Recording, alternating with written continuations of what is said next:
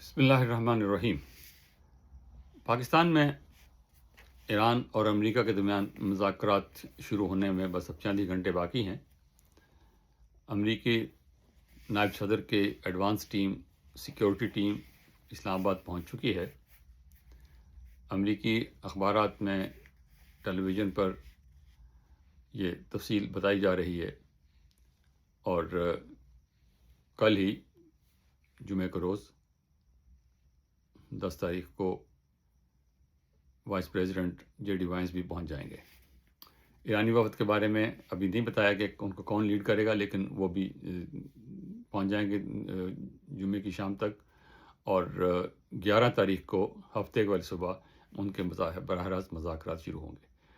اس میں بڑی خوش آئند بات یہ ہے کہ ان کے مذاکرات جو ابھی تک خبر آ رہی ہے براہ راست ہوں گے۔ پہلے جو مذاکرات ان کے ہوتے رہے ہیں وہ آپ ایک دوسرے کے سامنے بیٹھ کے یہ مذاکرات نہیں کرتے رہے، بلکہ میڈیٹر جو تیسری پارٹی جو تھی، چاہے وہ جنیوا میں تھی چاہے وہ عمان میں تھی، وہ بیچ میں پیغام رسانی کرتے تھے کہ وہ کیا کہہ رہے ہیں۔ یہ کہ جیسے میں نے کل عرض کیا تھا کہ ڈیگو کارڈویز کا جو طریقہ تھا یا کسنگر کا شٹل ڈپلومیسی والا جو طریقہ تھا وہ طریقہ تھا، لیکن اس میں اب یہ خبر یہ آ رہی ہے کہ یہ مذاکرات براہ راست ہوں گے، اور یہ خوش آئند خبر ہے۔ اس کو جو ہے اس سے مسائل کو حل کرنے میں کم وقت لگے گا، اور امید کرنی چاہیے کہ مسائل حل بھی ہوں گے۔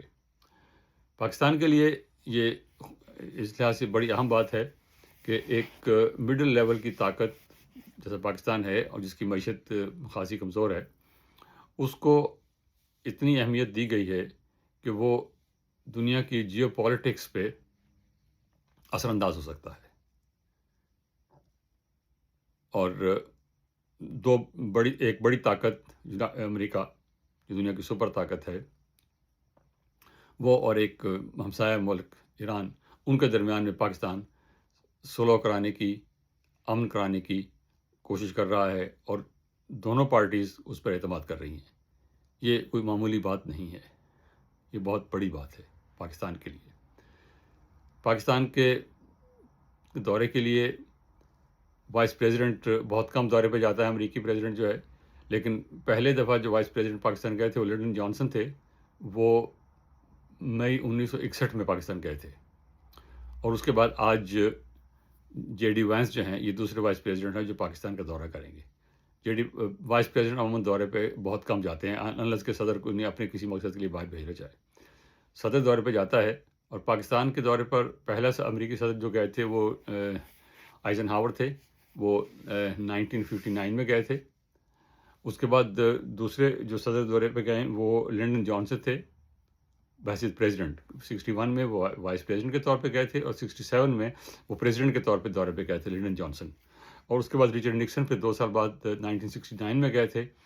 اور یاد ہوگا کہ اس وقت پاکستان نے امریکہ کو چین سے ملانے کے لیے خفیہ ڈپلومیسی کی تھی، اور پھر وہ کسنگر کو بھیجا تھا 2 سال میں پھر ریچرڈ نکسن چین گئے تھے۔ تو وہ بہت بڑا موقع تھا پاکستان کے لیے، اور یہ اب دوسرا موقع ہے کہ پاکستان امریکہ کو ایک موقع فراہم کر رہا ہے کہ وہ ایک جنگ سے نکل سکے۔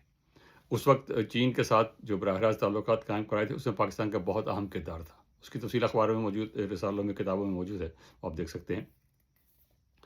اور اس کے بعد پھر 30 سال کے بعد بل کلنٹن سن 2000 میں پاکستان آئے تھے، مختصر دورے پر چند گھنٹے کے لیے آئے تھے وہ، اور اس وقت پاکستان میں مارشاء اللہ تھا، اور وہ انڈیا گئے تھے 5 دن کے لیے، اور ٹیررزم کا بھی کافی تھا چکر ان دنوں۔ اور تو اس وقت ان کو پریزیڈنٹ کلنٹن کو منع بھی کر رہے تھے سی آئی اے نے، اور ان کی نیشنل جو سوشل سیکورٹی ہے، سیکرٹ سروس، انہوں نے منع کیا تھا، لیکن پریزیڈنٹ نے کہا کہ میں نے ضرور جانا ہے، تو وہ گئے تھے۔ اس کے بعد پھر 2006 میں جب یہ بش وہ پاکستان گئے تھے، اور اس وقت بھی جنرل مشرف کی گورنمنٹ تھی، تو اور تب سے اب تک جو ہے وہ کسی 2006 کے بعد 20 سال میں کسی امریکن پریزیڈنٹ کا دورہ پاکستان میں نہیں ہوا۔ ہلری کلنٹن پاکستان گئی تھیں 2009 میں اور 2011 میں صدر براک اوباما کے دور میں اس وقت گئی تھی۔ تاہم اب بات یہ ہے کہ یہ پاکستان کے لیے اہم بات ہے۔ پہلے جو دورے میں نے بتایا سارے وہ کولڈ وار کے کانٹیکسٹ میں ہوئے تھے، یہ اس وقت کولڈ وار نہیں ہے، ملٹی پولر ورلڈ ہے. امریکہ، روس اور چین، یہ 3 بڑی طاقتیں ہیں. اور یہ امریکہ اب سپر پاور ہے بالکل، لیکن سول سپر پاور نہیں ہے. وہ حیثیت جو سوویت یونین کے ختم ہونے سے امریکہ کو ملی تھی، وہ اب وہ نہیں ہے. چین بہت طاقتور ہو کر ابھرا ہے. روس بھی جو ہے وہ اپنے ختم ہونے کے سوویت یونین ختم ہونے کے بعد اب کافی اسرٹیو ہے. تو اس لحاظ سے یہ 3 بڑی طاقتیں اس وقت ہیں. اور پاکستان نے ایک بڑی امریکہ، چین اور روس تینوں کے اعتماد میں لے کر اور مسلم بلاک کو اعتماد میں لے کر یہ کانفرنس منعقد کرائی ہے. اس لحاظ سے یہ پاکستان کے لیے بہت اہم بات ہے. تو اس کو انڈر مائنڈ یا انڈر ایسٹیمیٹ نہیں کرنا چاہیے. Thank you.